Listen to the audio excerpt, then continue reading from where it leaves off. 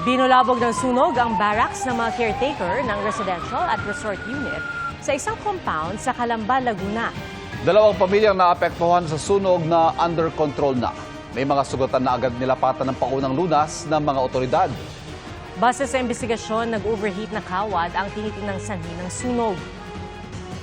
Mas lumaki raw ang apoy dahil sa mga nakaimbak na solvent at thinner. Patuloy ang investigasyon ng mga otoridad. Nahulikam sa Antipolo ang tila pag-e-exhibition ng isang binatilyo. Nakahubo po siya habang nakasabit sa tricycle. Pananagutin ng pulisya ang lalaki pati ang mga kasamahan niya na nantitrip lang daw noon. Nakatutok si John Consulta. Pasado alas 9 ng gabi nitong Huwebes, nahulikam sa Antipolo ang tricycle na ito na may lalaking nakasabit sa labas. Ang ikinagulat ng kumukuha ng video, nagsasayaw ng nakahubo ang lalaki. Bastos ka, ha? May paglalagyan eh. Ginawa ng lalaki ang pagpapakita ng kanyang ari habang dumaan sa tabi-tabing tindahan ng mga pasalubong sa Antipolo. Itong si alias Carl naman, habang sakay ng tricycle ay lumabas at sumabit doon sa tagiliran ng tricycle. At ibinaba ang kanyang shorts. So kita yung private part. Ang mukha ng lalaki, nakatakip ng t-shirt. Malakas daw ang pagtugtog ng tricycle at nagtatawanan ng mga sakay nito. Binidyoan ng uploader ang plaka ng tricycle para makatulong sa mga otoridad. Nang matrace ng Antipolo Police ang tricycle, agad tinatawag ang driver at 3 pang sakay nito. Kabilang ang lalaking nakasabit na si alias Carl, 16 anyos pa lang. Kasama raw niya noon ang kanyang mga kaibigan. Nang tanungin kung bakit nila ito ginawa, ang sagot ng driver na pagtripan lang daw nila itong gawin. Desidido ang Antipolo Police na panagutin sila sa kanilang inasal. Grave scandal po. Yung driver po nasa tamang edad na at yung exhibitionist mismo ay nasa pangalaga po ng DSWD. Sinubukan namin hingi ng panig ng driver pero tumanggi ito at hindi na humarap sa kamera. Para sa GMA Integrated News, John Consulta, nakatutok, 24 oras.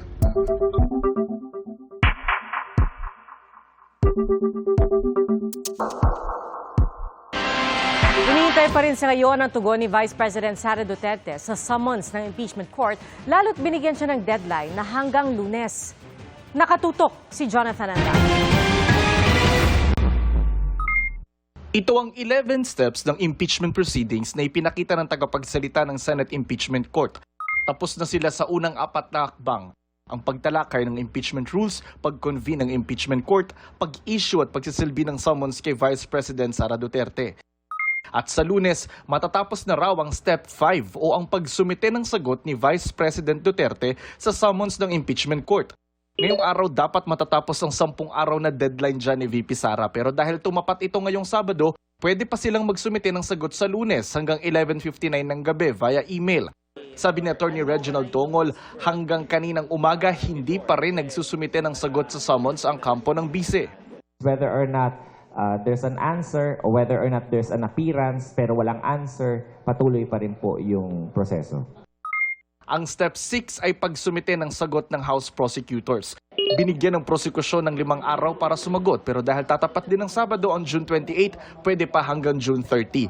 At ang Step 7 o pagharap mismo ni VP Sara sa impeachment court, posible raw sa 20th Congress mangyari. Yes, tatawid talaga kasi yun talaga yung yung mangyayari po whether we like it or not. As to the 19th Congress, we are on time and expected to finish half of the steps. Sabi ng Office of the Vice President, nasa Australia ngayon ang bise para sa personal trip at dadalo rin sa rally para sa kanyang amang si dating Pangulong Rodrigo Duterte. Nagkomento riyan ang Kamara. Sarah all. Pero bilang halal na opisyal na bayan, ng bayan, yung oras mo na ginugugol sa loob at labas ng ating bansa, at ito man ay pang personal o opisyal, dapat para sa taong bayan, hindi sa personal na interes. Sinusubukan pa namin kunin ang panig ni VP Duterte kaugnay ng pahayag na yan. Para sa GMA Integrated News, Jonathan Andal, nakatutok, 24 oras. Sa gitna na nakaambang big time na taas presyo sa produktong petrolyo, tiniyak ng DOTR na may nakahandang pondo para sa fuel subsidy. Nakatutok si Bernadette Reyes. Sapat ang supply ng langis sa bansa. Tiniyak ito ng Department of Energy sa gitna ng pangamba sa supply bunsod ng hidwaan ng Israel at Iran. Ang minimum inventory requirement na ng oil company more than ang sa compliance sila. Like for instance, sa gasoline, meron tayo mga 28 days supply, sa diesel 26 days supply, at sa kerosene 102 days supply.